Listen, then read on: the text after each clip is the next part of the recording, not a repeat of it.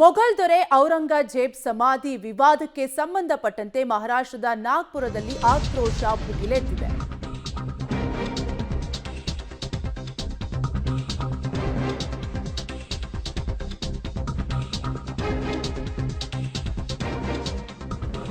ಮೊಘಲ್ ದೊರೆ ಔರಂಗಜೇಬ್ ಸಮಾಧಿ ವಿವಾದಕ್ಕೆ ಸಂಬಂಧಪಟ್ಟಂತೆ ಮಹಾರಾಷ್ಟ್ರದ ನಾಗ್ಪುರದಲ್ಲಿ ತೀವ್ರ ಹಿಂಸಾಚಾರ ಮನೆ ಮಾಡಿದ್ದು, ಸಿಕ್ಕ ವಾಹನಗಳ ಮೇಲೆ ಕಲ್ಲು ತೂರಾಟವನ್ನ ನಡೆಸಿದ್ದಾರೆ.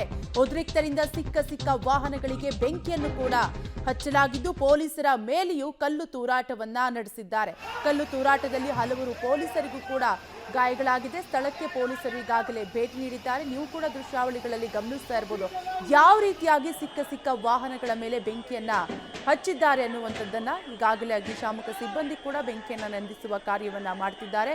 ಸ್ಥಳಕ್ಕೆ ಸಾಕಷ್ಟು ಜನ ಕೂಡ ಜಮಾಯಿಸಿದ್ದು, ಮೊಘಲ್ ದೊರೆ ಔರಂಗಜೇಬ್ ಸಮಾಧಿ ವಿವಾದಕ್ಕೆ ಸಂಬಂಧಪಟ್ಟಂತೆ ಈ ರೀತಿಯಾಗಿ ಉದ್ರಿಕ್ತವಾಗಿ ನಡೆದುಕೊಳ್ತಾ ಇದ್ದಾರೆ. ಉದ್ರಿಕ್ತರಿಂದ ಸಿಕ್ಕ ವಾಹನಗಳಿಗೆ ಬೆಂಕಿಯನ್ನ ಹಚ್ಚಲಾಗಿದೆ. ಬಾಬ್ರಿ ಮಸೀದಿಯನ್ನ ಉರುಳಿಸಿದಂತೆ ಮಹಾರಾಷ್ಟ್ರದ ಛತ್ರಪತಿ ಸಂಭಾಜಿನಗರದಲ್ಲಿರುವ ಔರಂಗಜೇಬ್ ಸಮಾಧಿ ಉರುಳಿಸೋದಾಗಿ ವಿಎಚ್ಪಿ ಮತ್ತು ಬಜರಂಗ ದಳ ಎಚ್ಚರಿಕೆ ನೀಡಿವೆ.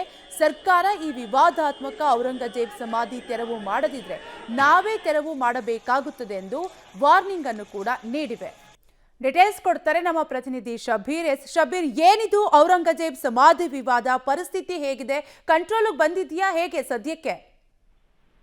ಕಾವ್ಯ, ಪರಿಸ್ಥಿತಿಯನ್ನ ಹತೋಟಿಗೆ ತೆಗೆದುಕೊಳ್ಳುವಂತ ಪ್ರಯತ್ನವನ್ನ ಈಗ ಪೊಲೀಸರು ಮಾಡ್ತಾ ಇದ್ದಾರೆ. ಸ್ಥಳದಲ್ಲಿ ಹೆಚ್ಚುವರಿ ಪೊಲೀಸ್ ಪಡೆಗಳನ್ನ ನಿಯೋಜಿಸುವಂತ ಕೆಲಸವನ್ನ ಕೂಡ ಮಾಡ್ಲಾಗ್ತಾ ಇದೆ. ಮತ್ತೊಂದು ಕಡೆ ಅಗ್ನಿಶಾಮಕ ದಳದ ವಾಹನಗಳು ಕೂಡ ಸ್ಥಳಕ್ಕೆ ದೌಡಾಯಿಸಿರುವಂತದ್ದು, ಬೆಂಕಿಯನ್ನ ನಂದಿಸುವಂತ ಕೆಲಸವನ್ನ ಕೂಡ ಈಗ ನಿರಂತರವಾಗಿ ಮಾಡ್ತಾ ಇರುವಂತದ್ದು. ಮಹಾರಾಷ್ಟ್ರದಲ್ಲಿ ಮುಖ್ಯವಾಗಿ ಕಳೆದ 3-4 ದಿನಗಳಿಂದ ಔರಂಗಜೇಬನ ಸಮಾಧಿಯನ್ನ ನಾಶ ಮಾಡಬೇಕು, ಅದನ್ನ ತೆರವುಗೊಳಿಸಬೇಕು ಅನ್ನುವಂತ ನಿಟ್ಟಿನಲ್ಲಿ ಸಾಕಷ್ಟು ಪ್ರತಿಭಟನೆಗಳು ನಡೀತಾ ಇದ್ವು. ಸೊ ಅದಕ್ಕೆ ಪೂರಕ ಅನ್ನುವಂತೆ ಇವತ್ತು ವಿಶ್ವ ಹಿಂದೂ ಪರಿಷತ್ ಮತ್ತೆ ಬಜರಂಗ ದಳದ ಕಾರ್ಯಕರ್ತರು ಇವತ್ತು ಪ್ರತಿಭಟನೆಯನ್ನ ಕೂಡ ನಡೆಸ್ತಾ ಇದ್ರು.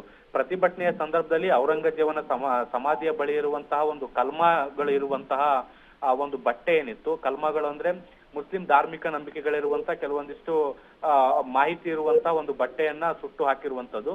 ಸೊ ಈ ಒಂದು ವದಂತಿ ಏನಿದೆ, ಇದು ಈ ಒಂದು ಬೆಂಕಿ ಅನಾಹುತಕ್ಕೆ ಕಾರಣ ಅನ್ನುವಂತ ಮಾಹಿತಿಗಳು ಕೂಡ ಈಗ ಪ್ರಾಥಮಿಕವಾಗಿ ಸಿಗ್ತಾ ಇರುವಂತದ್ದು. ಮುಖ್ಯವಾಗಿ ಚಿಟ್ನಿಸ್ ಪಾರ್ಕ್ ಮತ್ತೆ ಮಹಲ್ ಪ್ರದೇಶಗಳಲ್ಲಿ ಅತಿ ಹೆಚ್ಚು ವಾಹನಗಳಿಗೆ ಬೆಂಕಿಯನ್ನ ಹಚ್ಚಲಾಗಿದೆ, ಮತ್ತೆ ಜೆಸಿಬಿಗೂ ಕೂಡ ಬೆಂಕಿಯನ್ನ ಹಚ್ಚಲಾಗಿದೆ. ಜನರು ಗುಂಪಾಗಿ ಬಂದು ಕಲ್ಲು ತೂರಾಟ ಮಾಡ್ತಿದ್ದಾರೆ ಎನ್ನುವಂತ ಮಾಹಿತಿಗಳು ಕೂಡ ಬಂದಿರುವಂತದ್ದು. ಈಗಾಗಲೇ ಮುಖ್ಯಮಂತ್ರಿ ದೇವೇಂದ್ರ ಫಡ್ನವೀಸ್ ಅವರು ಮತ್ತೆ ನಿತಿನ್ ಗಡ್ಕರಿ ಅವರು ವದಂತಿಗಳಿಗೆ ಕಿವಿ ಕೊಡಬೇಡಿ ಅನ್ನುವಂತ ನಿಟ್ಟಿನಲ್ಲಿ ಮನವಿಯನ್ನ ಕೂಡ ಮಾಡ್ಕೊಳ್ತಾ ಇದ್ದಾರೆ. ಆದಾಗ್ಯೂ ಕೂಡ ಬಹಳ ದೊಡ್ಡ ಪ್ರಮಾಣದಲ್ಲಿ ಬೆಂಕಿ ಅವಘಡಗಳಿಗೆ ಸಂಭವಿಸಿರುವಂತದ್ದು.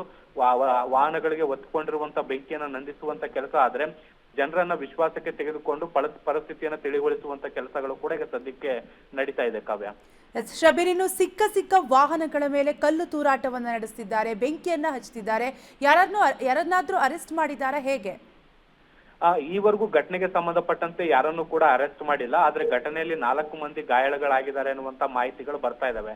ಸದ್ಯಕ್ಕೆ ಪೊಲೀಸರ ಮುಂದೆ ಇರುವಂತ ಅತಿ ದೊಡ್ಡ ಚಾಲೆಂಜ್ ಏನು ಅಂದ್ರೆ ಪರಿಸ್ಥಿತಿಯನ್ನ ತಿಳಿಗೊಳಿಸುವಂತದ್ದು. ಯಾಕಂದ್ರೆ ರಾತ್ರಿ ಆಗಿರುವಂತ ಹಿನ್ನೆಲೆಯಲ್ಲಿ ಗುಂಪಾಗಿ ಜನರು ಬರ್ತಾ ಇರುವಂತದ್ದು, ಮತ್ತೆ ಕಲ್ಲು ತೂರಾಟವನ್ನ ಮಾಡ್ತಾ ಇರುವಂತದ್ದು, ಮತ್ತೆ ಪರಿಸ್ಥಿತಿ ಏನಾದ್ರೂ ಇನ್ನಷ್ಟು ಸಡಿಲಗೊಂಡ್ರೆ ಇನ್ನಷ್ಟು ವಾಹನಗಳಿಗೆ, ಸಾರ್ವಜನಿಕ ಆಸ್ತಿಪಾಸ್ತಿಗಳಿಗೆ ಬೆಂಕಿ ಬೀಳುವಂತ ಸಾಧ್ಯತೆಗಳಿದಾವೆ.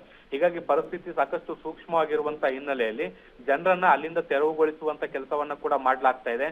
ಕೆಲವು ಪ್ರಮುಖವಾದಂತ ಪ್ರದೇಶಗಳಲ್ಲಿ ಈಗಾಗ್ಲೇ ನಾನು ಹೇಳಿದಂತೆ ಜೆಟ್ನಿಸ್ ಪಾರ್ಕ್ ಮತ್ತೆ ಮಹಲ್ ಪ್ರದೇಶಗಳಲ್ಲಿ ಲಘು ಲಾಠಿ ಚಾರ್ಜ್ ಅನ್ನ ಮಾಡಿದ್ದಾರೆ. ಮತ್ತೆ ಜನರನ್ನ ಅಲ್ಲಿಂದ ತೆರವು ಮಾಡ್ಲಿಕ್ಕೆ ಅಶ್ರುವಾಯನ್ನ ಸಿಡಿಸುವಂತ ಕೆಲಸವನ್ನು ಕೂಡ ಮಾಡ್ಲಾಗ್ತಾ ಇರುವಂತದ್ದು. ಅಂದ್ರೆ ಜನರನ್ನ ಅಲ್ಲಿಂದ ತೆರವುಗೊಳಿಸಿ ಪರಿಸ್ಥಿತಿಯನ್ನ ಶಾಂತಗೊಳಿಸುವಂತ ಕೆಲಸವನ್ನ ಈಗ ಪೊಲೀಸ್ ಸಿಬ್ಬಂದಿಗಳು ಮಾಡ್ತಾ ಇರುವಂತದ್ದು. ಇದಾದ ಬಳಿಕ ಘಟನೆಗೆ ನಿಖರವಾದಂತ ಕಾರಣ ಏನು ಅನ್ನುವಂತ ನಿಟ್ಟಿನಲ್ಲಿ ಹುಡುಕುವಂತ ಕೆಲಸಗಳು ಕೂಡ ಮಾಡುವಂತದ್ದು. ಈಗ ಸದ್ಯಕ್ಕೆ ವದಂತಿಗಳಿಂದ ಈ ಒಂದು ಅವಘಡ ಸಂಭವಿಸಿದೆ ಅನ್ನುವಂತ ಮಾಹಿತಿಗಳು ಬರ್ತಾ ಇದಾವೆ. ಆದ್ರೆ ನಿಜಕ್ಕೂ ಕೂಡ ಬೆಂಕಿ ಹಚ್ಚಿದವ್ರು ಯಾರು ಅಥವಾ ಕಲ್ಲು ತೂರಿದವ್ರು ಯಾರು ಅನ್ನುವಂಥದ್ದು ಇನ್ನೂ ಕೂಡ ಸ್ಪಷ್ಟವಾಗಿಲ್ಲ. ಬಹುಶಃ ಪರಿಸ್ಥಿತಿ ತಿಳಿಗೊಂಡ ಬಳಿಕ ಸಿಸಿಟಿವಿ ದೃಶ್ಯಗಳ ಆಧಾರದ ಮೇಲೆ ಪೊಲೀಸರು ಕೆಲವೊಂದಿಷ್ಟು ಜನರನ್ನ ಬಂಧಿಸುವಂತ ಸಾಧ್ಯತೆಗಳಿದಾವೆ. ಕಾವ್ಯ, ಥ್ಯಾಂಕ್ ಯು ಶಬೀರ್ ಡೀಟೇಲ್ಸ್ಗಾಗಿ.